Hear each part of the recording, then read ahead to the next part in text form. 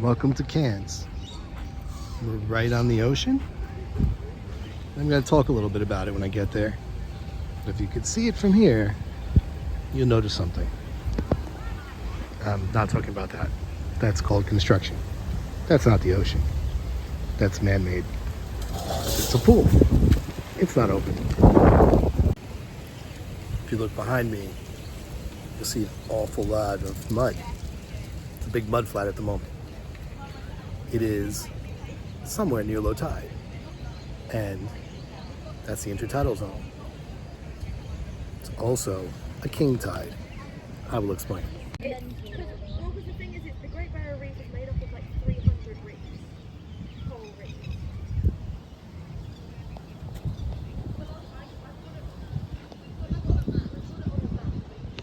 We went to 3 different places, all very close by, but 3 different ones. If you can imagine, the water often hits right up against that wall. Right now, it's not. So being an organism that's adapted to being that dried out, it's difficult. The intertidal zone is from low tide to high tide, from when it will be sometimes covered and sometimes not. So from those 2 marks. Right now, you'd have to be able to be dried out pretty well and still survive. So that's a harsh condition, especially now since it's a king tide. And again, king tide is just a huge difference, I was going to say, but bigger difference than normal. Let's put it that way, at least, where low tide and high tide are very different, as opposed to a neap tide where it's not as different. It's still a difference. Why? The moon is in perigee, so it's actually like closest to the earth at this point, and that does change. So not only is that true where the moon is closest to the earth, but they align with the sun, and it's a new or full moon, and that's what leads to that bigger difference.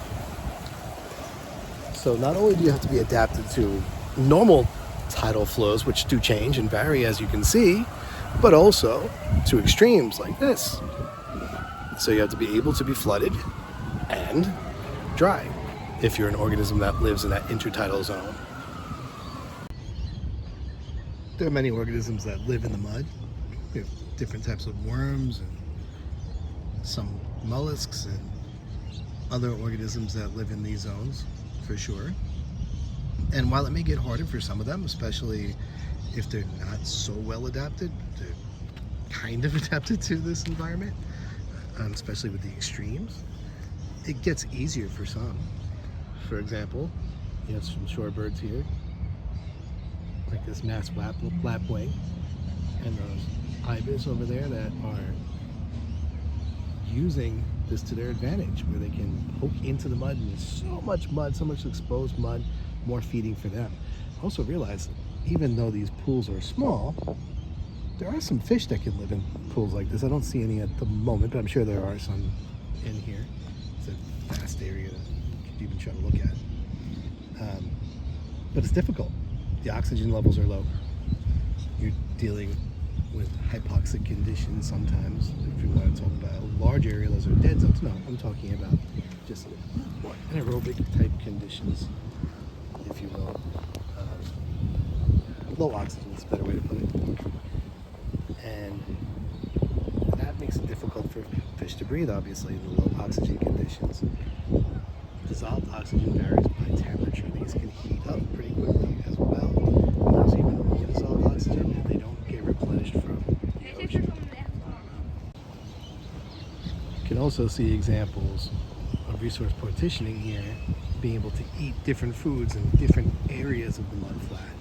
If you take a look at the ibis and then compare that back to the lapwing, where did you go? Right there. You'll see that lapwing is not as able to go into the deeper water and not as able to probe deeper into the mud, and therefore they both can exist in the same location without too much competition. and be able to both survive with different foraging strategies. Now, to be perfectly honest, the ibis doesn't always do that. It's quite lazy and likes to eat bugs off the lawn because it's very opportunistic, and that works for the ibis as well. Also, take note on these rocks, there are some barnacles. Some barnacles can absolutely survive desiccation like this. Different species of barnacles, which are crustaceans, they can't. Some of them can't, and some of them can. So that also limits where they can live.